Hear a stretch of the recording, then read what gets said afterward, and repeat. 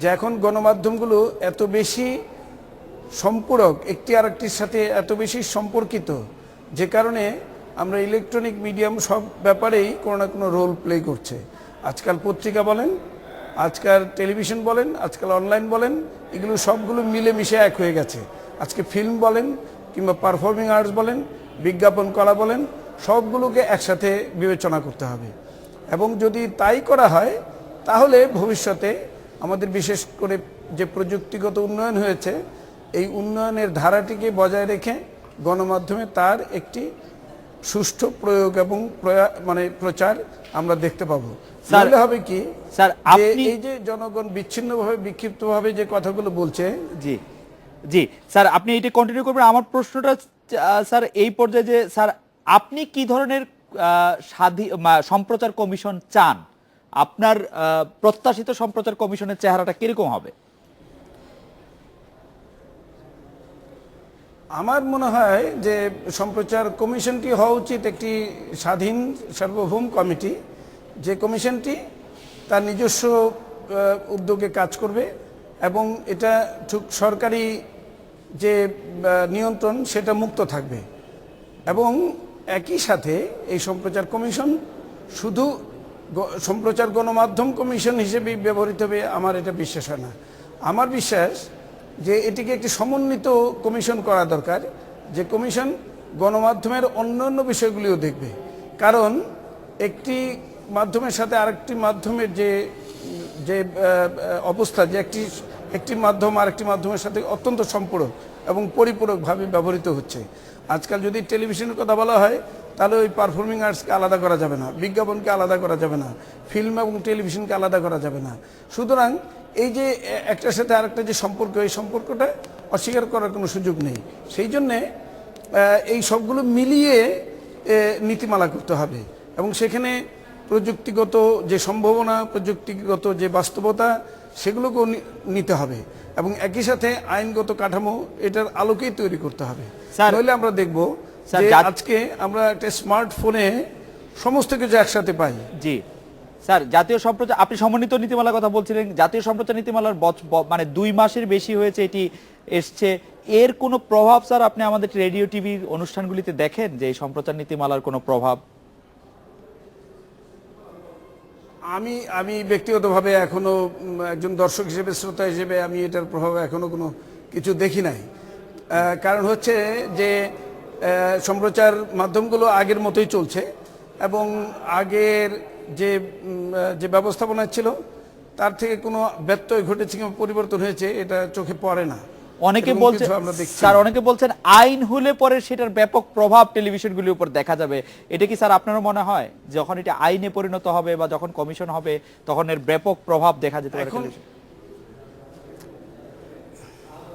না, প্রভাবটা কি এখন? আইনের তো একটা এখন না, প্রভাবটা কি এখন?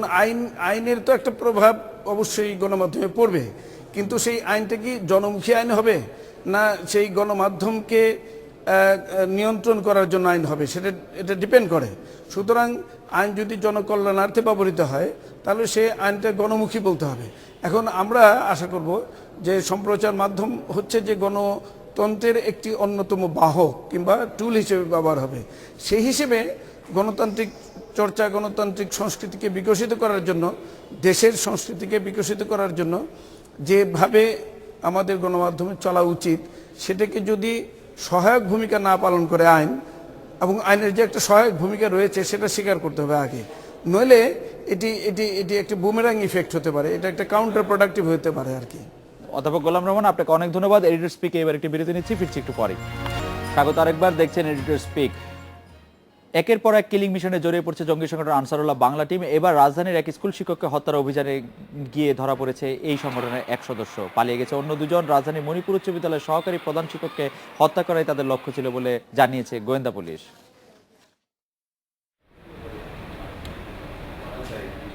2013 সালে ব্লগার রাজীব হত্যার ঘটনায় আলোচনায় আসে জঙ্গি সংগঠন আনসারুল্লাহ বাংলা টিম। এবার এই জঙ্গি সংগঠনের এক সদস্য ধরা পড়লেন কিলিং মিশনে অংশ নেয়ার অভিযোগে। পুলিশকে তিনি জানিয়েছেন পরকালের কথা ভেবেই এই অভিযানে যোগ দিয়েছেন তারা।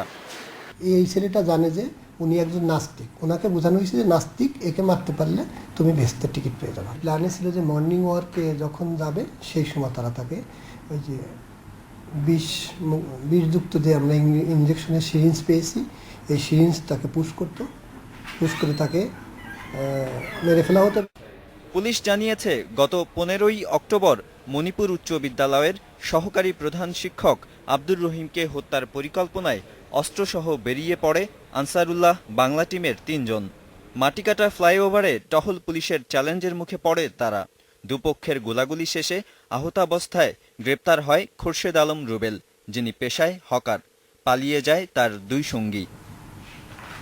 গোয়েন্দা পুলিশ বলছে শিক্ষক আব্দুর রহিমকে হত্যা করতে এদেরকে কেউ একজন উদ্বুদ্ধ করেছে, যার নাম পরিচয় এখনো জানা যায়নি। মূল মোটিভেটেড যে করেছে ও তো নাম বলতে পারে না, ওরা যে নাম জানে সেই নাম বলেছে, কিন্তু আমরা যতটুকু জানি যে এই ধরনের ক্ষেত্রে যে তারা কখনো সঠিক নামটা ব্যবহার করে না। জামায়াতের রাজনীতিতে জড়িত থাকা সহ বেশ কিছু অভিযোগে গত 1 বছরে মণিপুর উচ্চ বিদ্যালয় থেকে চাকরিচ্যুত হন বেশ কজন শিক্ষক। তাদের মধ্যে কেউ শিক্ষক আব্দুর রহিমকে হত্যার পরিকল্পনায় জড়িত থাকতে পারে বলে ধারণা করছে পুলিশ। Nadim Mahmud, Independent News, Dhaka. এ বিষয়ে কথা বলতে আমাদের সঙ্গে যোগ দিচ্ছেন ঢাকা মহানগর গোয়েন্দা পুলিশের উপকমিশনার জনাব নাজবুল আলম। জনাব নাজবুল আলম, আপনার কাছে জানতে চাইবো যে মাটিকাটা ফ্লাইওভারে টহল পুলিশের চ্যালেঞ্জের মুখে পড়ার পর গোলাগুলি শেষে আহত অবস্থায় গ্রেপ্তার হয় খোরশেদ আলম রুবেল, তার অন্য 2 সঙ্গী পালিয়ে যায়। ওই ঘটনায় কি পুলিশের কোনো সদস্য আহত হয়েছিল?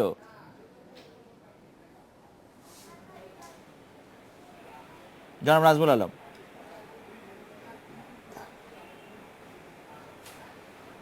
হ্যাঁ, হ্যালো।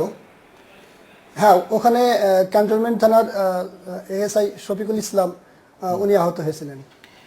জনাব নাজমুল আলম, আপনি আমাদের প্রতিবেদনে বলেছেন যে মানে যে সহকারী প্রধান শিক্ষক আব্দুর রহিমকে হত্যার পরিকল্পনাটা ছিল কেউ ওদেরকে আসলে কমিশন করেছিল এই হত্যাকাণ্ডটি করার জন্য, কিন্তু রুবেলের যে পরিচয় পাওয়া যাচ্ছে সেই ক্ষেত্রে তার তো অতীতে এরকম কোনো কাজকর্মের কোনো রেকর্ড নেই। সে কেন এই কাজে জড়িত হবে বলে আপনারা ধারণা করছেন?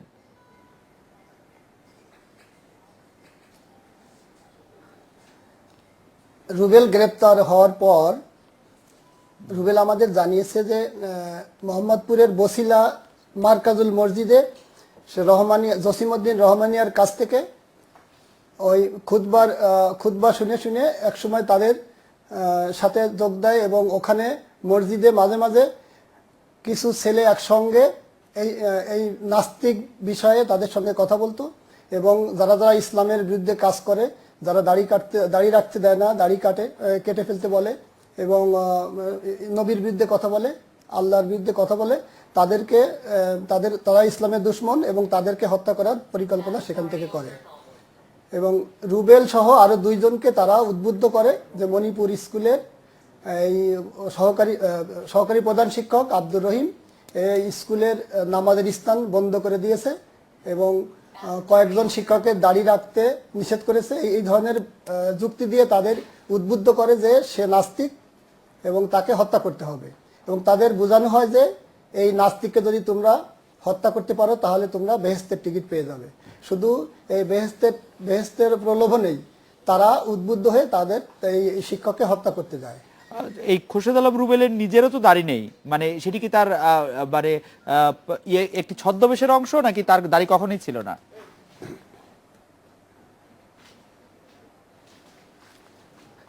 না, তার আসলে দাড়ি ছিল না।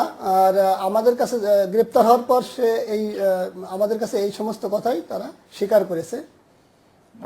খোরশেদ আলম রুবেল প্রসঙ্গে আমি আরেকটি বিষয় জানতে চাইছি যে খোরশেদ আলম রুবেলের সাথে আনসারুল্লাহ বাংলা টিমের সম্পর্কটা আপনারা কিভাবে নিশ্চিত হতে পারলেন যে যারা তাকে এটা বলছে তারা কোনো র্যান্ডম খুনি নন, তারা আনসারুল্লাহ বাংলা টিমের সদস্য, সেই ব্যাপারটা কিভাবে নিশ্চিত হওয়া গেল?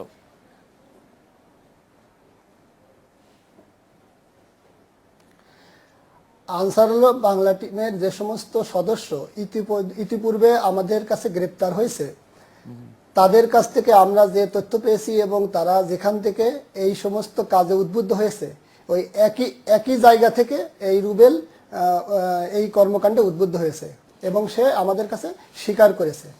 2013